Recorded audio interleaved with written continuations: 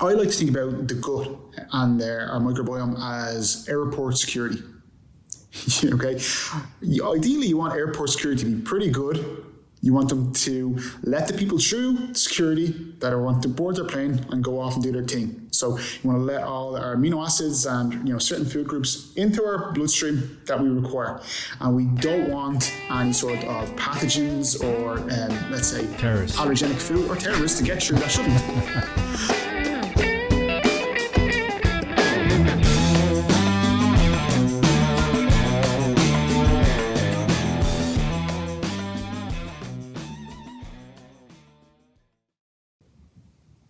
Hey guys, welcome back to Danny Bossa podcast. Joined again with Robbie Bennett from Ireland. He's a functional nutrition practitioner, strength coach, personal trainer, and he's an expert in digestive issues, metabolic issues, food insensitivities, optimizing hormones, nutrition, and training. A lot of guys, Robbie, who reach out to me in regards to their TRT, sometimes have questions about diet. Diet is not really my forte at all. I know a little bit about it, but some of them are, trying to figure out if there might be having some kind of gut issues that could be affecting the way they're metabolizing certain, if they're metabolizing protein properly, maybe they got vitamin deficiencies, mineral deficiencies, any type of nutritional deficiency.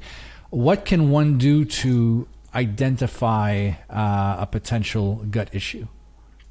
So just the key word there is identify gut or digestive issue. So you need to figure out where on that digestive path is the issue. So when we look at, let's say, gut health, we need to first go upstream and look at digestion. So we've got mechanical digestion of actually chewing your food. And then when we have our food in our stomach, we've got chemical digestion. And chemical digestion is breaking down our proteins into amino acids, carbs into simple sugars, and fats into fatty acids. So first off, we need to check off if that's actually occurring or not, because sometimes people are hoovering down their food so into massive chunks. So then because we don't have that optimal mechanical digestion, our stomach has to work overtime with HCl, hydrochloric acid, and proteolytic enzymes to break down our macronutrients. So that's the first thing. And after that, then obviously we've got bile, which helps emulsify fat. And then our food arrives in our gut.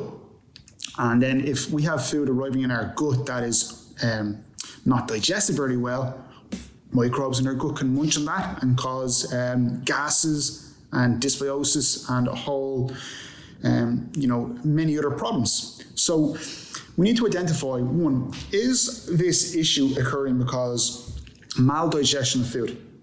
We're not digesting our food sufficiently. Does that mean we need to slow down the time of which it takes us to eat a meal? Are you eating a meal from a lunchbox in your car to and from work?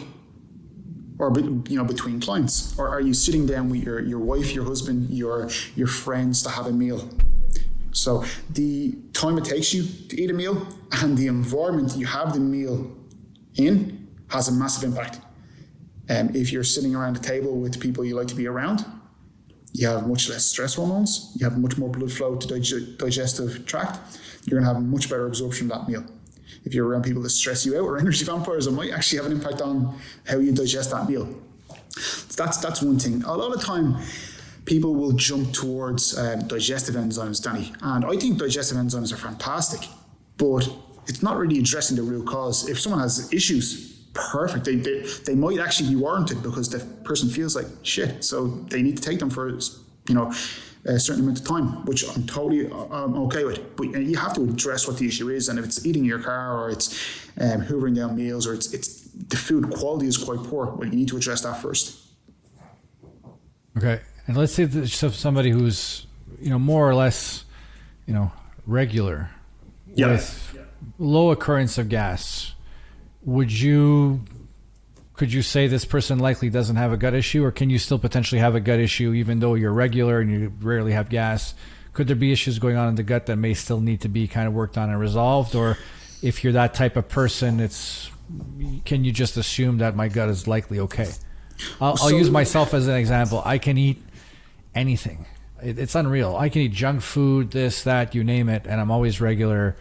Gas is not something I get a lot of. I mean, once in a while, but does that just mean my my gut bacteria or my digestive function is optimal and working well, or could I still potentially have a gut issue that I haven't kind of figured out yet, so to speak? So for someone that's not having symptoms of any digestive or gut issues, if it's not broke, don't fix it. Number one. Number two, if your diet is absolutely terrible, but you're still consuming those foods and you're still not having any symptoms, well, we know that those foods, regardless, are not healthy for, let's say, metabolic health or digestive health, but you're just lucky enough that you're not having any symptoms. So it could still be argued, okay, improving your diet would still be beneficial. But I would argue in your situation, what needs to be improved? Possibly nothing. Now, for other individuals that are having digestive issues, okay, we mentioned digestion first. But let's say digestion is not the issue. We've got food sensitivities, food allergies, and food intolerances. Now, sometimes these words are used interchangeably, but they're not the same thing. So when we think about a food allergy, I think it's like around 2% of the population have a true food allergy. And that's an IgE allergy. So that's when you might have a shellfish allergy, you might have a peanut allergy, and it's life-threatening. Right. Okay, we're not talking about that for now, because if you have one of those sorts of allergies, you know it. Right.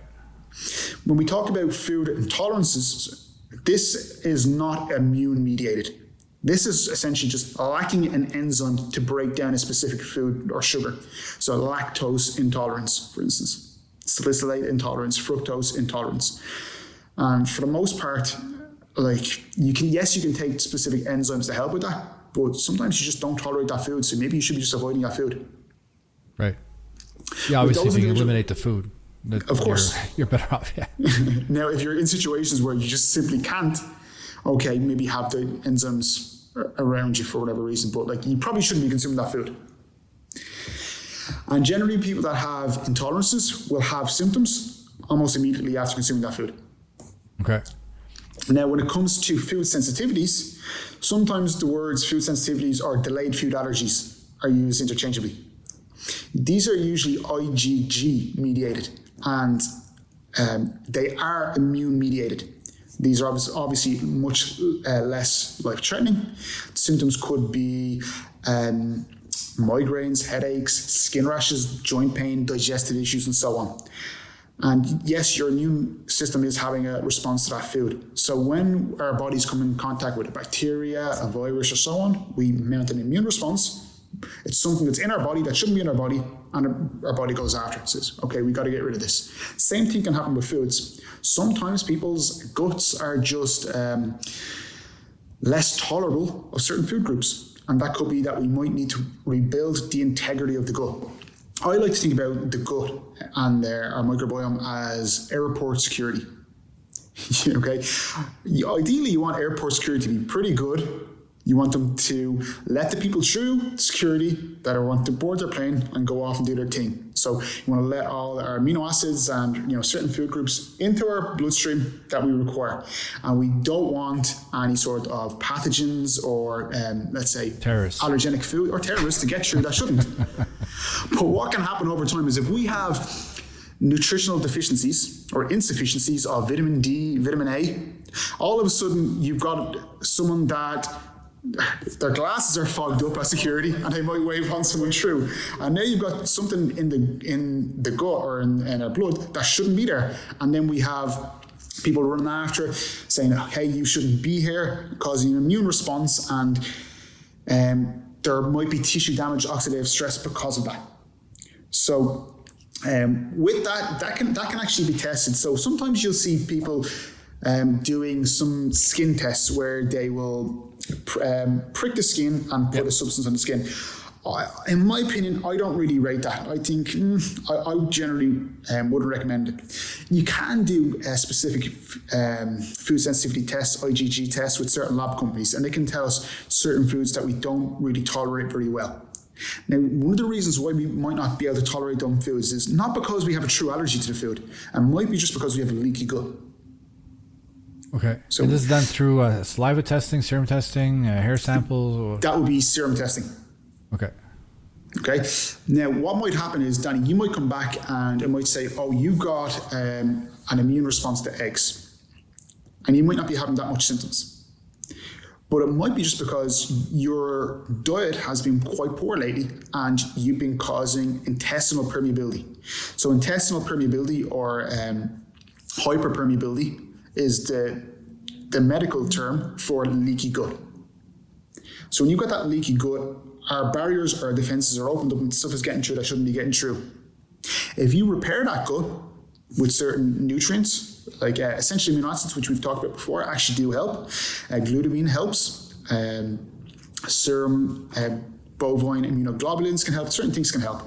If we repair that, then we can, let's say, mediate our immune response. So when we do consume eggs again, we're actually not mounting that immune response again because we can break down that food and proteins are not getting into our bloodstream because proteins shouldn't get into our bloodstream, amino acids should.